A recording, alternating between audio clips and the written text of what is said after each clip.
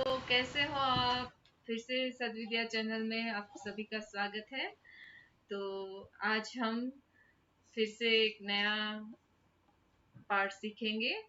तो यहाँ पर आप देख रहे हो कि कुछ बच्चे यहाँ मस्ती कर रहे हैं, कुछ पेड़ के पीछे खेल रहे हैं, एक दूसरे को धक्का दे रहे हैं, कोई डरा रहा है, कोई हाथ में पेंट करके दिखा रहा है।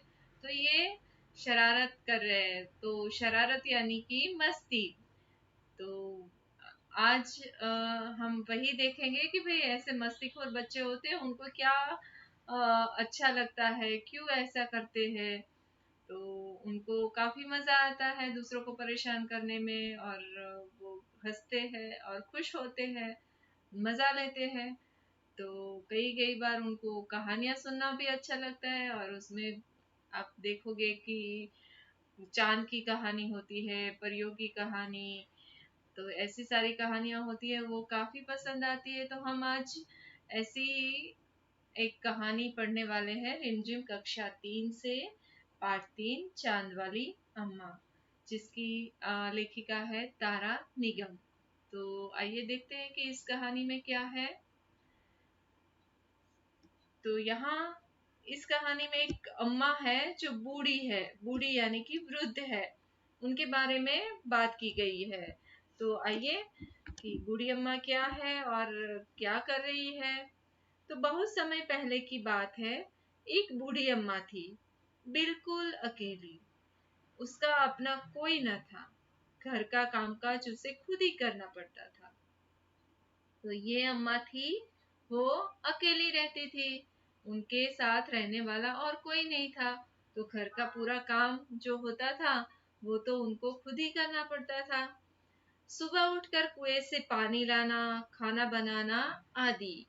तो सुबह उठती और फिर कुएं से पानी भरने जाना पड़ता, क्योंकि गांव में तो घर में पानी आता नहीं है। और कुएं जाकर पानी सींच कर वो मटके में भरकर घर में लाना पड़ता था।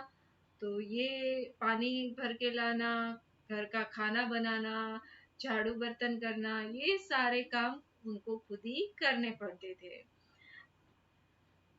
उनके साथ एक परेशानी थी, परेशानी यानी असुविधा थी, जो काफी उनके लिए चिंताजनक हुआ करती थी। कभी कभी वह रोज सुबह उठकर जब घर में झाड़ू लगाती, तब तक तो सब ठीक रहता।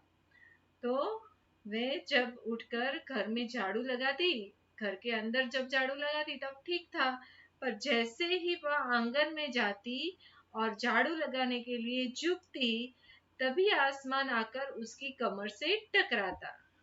तो यहाँ पर ये अम्मा है, वो जब घर का आंगन यानी कि घर के बाहर का जो कंपाउंड होता है, उसको हम क्या कहते हैं, आंगन कहते हैं।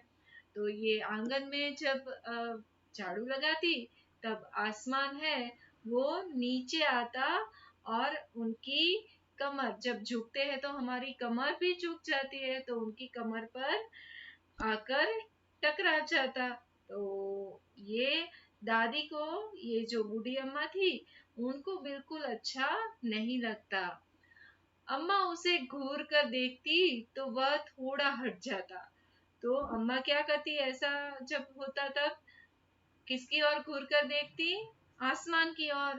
तो आसमान वो जब शरारत करने के लिए अम्मा के पास आता, तब वो क्या करती, उसकी ओर घूर कर देखती। घूर कर देखना यानी कि गुस्से से एक ही टस उसको देखे रहना, उसको कहते हैं घूर कर देखना। तो ऐसा करने पर वो थोड़ी देर हट जाता वहां से, थोड़ी देर। अगर हमको भी कोई गुस्सा करता है, हम शरारत करें और गुस्सा कोई करे, मम्मी पापा, तो हम कैसे थोड़ी देर के लिए इधर उधर हो जाते हैं। तो वैसे ही ये आसमान भी थोड़ी देर के लिए हट जाता। फिर वह जैसे ही दोबारा झुकती, आसमान फिर अपनी हरकत दोहराता। और जैसे ही वो फिर से वो झुक जाती है अपना काम करने के लिए, झाड़ू लगाने के लिए, तो फिर से वो आ जाता और अपनी हरकत दोहराता। हरकत यानी वह आदत जो उसकी आदत बन गई थी। तो वह वही काम था उसका कि भाई ये अम्मा है उसको परेशान करना। तो वो फिर से आ जाता और फिर से उनको परेशान करता। एक दिन, 2 दिन, 3 दिन लगातार यही क्रम चलता रहा। अम्मा झाड़ू लगाए और आसमान उसे तंग करे। तो कितने दिन हुए? 1 दिन गया, 2 दिन गए, 3 दिन, लगातार यही ऐसा ही क्रम चलना, यानी कि रूटीन ऐसा ही चलता रहा। कितने दिनों तक? दादी ने सोचा कि भाई आज नहीं, कल नहीं, वो भूल जाएगा, नहीं ऐसा करेगा, पर ऐसा नहीं हुआ। वो जब भी झाड़ू लगाए तब आसमान आकर उसे तंग करे यानी कि परेशान करता। एक दिन कुएं पर पानी भरने के को लेकर अम्मा का किसी और से झगड़ा हो गया। तो अम्मा एक दिन पानी भरने गई कुछ औरतों के साथ, तो एक औरत के साथ उनका झगड़ा हो गया और थोड़ा वो गुस्सा गई, यानी कि गुस्से में थी। वह झाड़ू उठाकर आंगन में गई और जैसे ही झुकी, आसमान ने अपनी आदत के अनुसार उसे फिर छेड़ा। तो एक तो वहां उस उन औरतों से झगड़ा हो गया था, तो गुस्से में थी दादी, आकर जैसे ही झुकी और गुस्से में थी तो अपना काम करने लगी और वो वापस आसमान फिर से आ गया परेशान करने के लिए। और वो फिर से दादी को छेड़ने लगा। छेड़ना यानी कि तंग करने लगा। अम्मा ने आओ देखा न ताव और कस कर एक झाड़ू आसमान को देख मारी। तो अम्मा ने क्या किया? आओ देखा न ताव, तो ये मुहावरा है। आओ देखा न ताव, इसका अर्थ होता है, इस मुहावरे का अर्थ बिना सोचे समझे। बिना सोचे समझे कुछ भी नहीं देखा और अपना जो गुस्सा था वह वो किस पर उतार दिया? आसमान पर। तो कसकर उन्होंने झाड़ू आसमान को दे मारी। कसकर यानी कि जोर से, गुस्से में जोर से वो झाड़ू हाथ में थी, वो आसमान को दे मारी। आसमान झट हट गया। तो आसमान तुरंत ही हट गया, पर वह अपनी आदत से मजबूर था। तो वह भी कुछ कम नहीं था, वह भी अपनी आदत से मजबूर था। भले ही दादी ने उसको झाड़ू मारा पर वापस से वो आ जाता। दूसरी बार फिर अम्मा के झुकते ही टक्कर मारने लगा। दूसरी बार जैसे ही अम्मा झुकी तो फिर से आकर उनसे टकराने लगा। अम्मा ने फिर पूरी ताकत से उस पर वार किया। वार किया यानी कि हमला करना। वार करना इसका अर्थ होता है हमला करना। तो फिर से अम्मा ने जोर से पूरी ताकत से उसको झाड़ू दे मारी। आसमान को शरारत सूझी। तो आसमान को क्या सूझी? शरारत, यानी कि उसको तो मजा आ गया। दादी गुस्सा थी और वो बार बार उनको छेड़ता और दादी और गुस्सा होती, झाड़ू लेकर उनको मारने जाती और वो झाड़ू कभी उसको लगती नहीं लगती और वो छुप जाता, फिर से वापस आ जाता। तो ऐसा करने में, ऐसी शरारत करने में उसको तो बड़ा मजा आने लगा। इस बार उसने झाड़ू पकड़ ली। उधर अम्मा भी झाड़ू पकड़े थी और दोनों में क्या हुई? रस्साकसी शुरू हो गई। तो इधर से आसमान ने झाड़ू पकड़ लिया और एक हाथ में तो अम्मा के था वो झाड़ू। तो दोनों, एक छोर से अम्मा ने पकड़ा, एक छोर से आसमान ने पकड़ा और दोनों के बीच रस्साकसी यानी कि खींचातानी शुरू हो गई। झाड़ू का ऊपर वाला हिस्सा आसमान पकड़े हुए था और नीचे वाला अम्मा। दोनों छोड़ जो जो छोड़ थे उनको वो खींचातानी कर रहे थे। इधर से अम्मा खींचे, उधर से आसमान खींचे। तो दोनों को इतना मजा, आसमान को तो मजा आ रहा था पर अम्मा को तो गुस्सा आ रहा था। दोनों में से कोई छोड़ने के लिए तैयार नहीं थे। अम्मा चिल्लाई, छोड़ मेरा झाड़ू, मेरे पास एक ही झाड़ू है। ऐसा कहकर अम्मा और गुस्से में आ गई और चिल्लाने लगी कि भाई मेरा झाड़ू छोड़ दे, मेरे पास एक ही झाड़ू है, टूट जाएगा। तब भी आसमान ने नहीं छोड़ा। बूढ़ी अम्मा कब तक रस्साकसी करती, थक गई। अभी ऐसा चिल्लाने पर भी उस पर आसमान पर कोई असर नहीं हुआ, और अम्मा तो ऐसा रस्साकसी करते करते थक गई। आसमान ने झाड़ू खींचना नहीं छोड़ा। अभी आसमान ने क्या किया, वो तो अपनी ओर से पूरी ताकत लगाकर खींचता ही गया, उसने झाड़ू नहीं छोड़ा। अब वह झाड़ू के साथ ऊपर उठने लगा। अब धीरे धीरे वह ऊपर जाने लगा। आसमान तो ऊपर होता है, वो तो नीचे शरारत करने के लिए आता था। तो अभी धीरे धीरे वह ऊपर चढ़ने लगा। तो साथ साथ दूसरा छोर दादी ने पकड़ा था, यानी कि अम्मा ने पकड़ा था। तो उनके साथ साथ झाड़ू के पकड़ने से वो अम्मा भी ऊपर जाने लगी, और वह चिल्लाई, मुझे नीचे छोड़ दे, मुझे नीचे छोड़ दे। ऐसा करके अम्मा चिल्लाने लगी।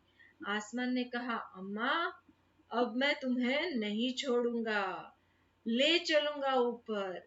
तो आसमान ने क्या कहा कि अम्मा अब मैं तुम्हें नहीं छोड़ूंगा, अब मैं अपने साथ में ऊपर ही आपको ले चलूंगा। वही झाड़ू लगाना, उसने क्या कहा कि वहीं पर आप आकर झाड़ू लगाना।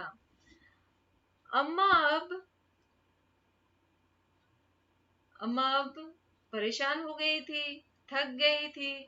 अभी झाड़ू नहीं छोड़ सकती थी, क्योंकि वो काफी ऊपर तक चली गई थी, क्योंकि आसमान ऊपर जा रहा था और वो जमीन से ऊपर हो चुकी थी। तो अगर वो छोड़ दे तो नीचे गिर जाए। तो क्या हुआ, उन्होंने कहा, क्योंकि वह बहुत ही ऊपर हो चुकी थी, तभी उसे वहां चांद दिख गया। तो काफी ऊपर ऊंचाई तक वो चली गई थी, तो वहां ऊपर उन्होंने क्या देखा, चांद को देखा। झट अम्मा ने पैर बढ़ाया।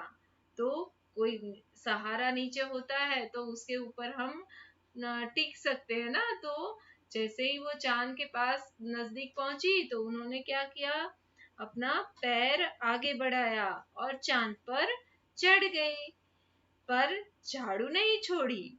तो उन्होंने क्या किया, चांद पर तो चढ़ गई पर झाड़ू छोड़ी नहीं, अपने हाथ से झाड़ू को नहीं छोड़ा उन्होंने। आसमान को फिर शरारत सूझी। उसने सोचा, अम्मा तो चांद पर चढ़ गई है, यदि चांद उसकी मदद करेगा तो मैं हार जाऊंगा, इसे यहीं रहने दूं। ऐसा चांद ने सोचा कि भाई अगर ये चांद पर चढ़ गई है और चांद इसकी मदद करेगा तो मैं तो हार जाऊंगा चांद से, तो मुझे इसको छोड़ देना चाहिए, यही रहने देता हूँ इनको। ऐसा सोचकर उसने झाड़ू छोड़ दिया। अम्मा झाड़ू सहित चांद पर रह गई। तो अभी अम्मा तो चांद पे ही रह गई झाड़ू के साथ, क्योंकि अब तो वो नीचे भी नहीं जा सकती थी, और आसमान तो उन्हें छोड़कर चला गया। आसमान ऊपर चला गया। उस दिन से आज तक बूढ़ी अम्मा झाड़ू पकड़े चांद पर बैठी है।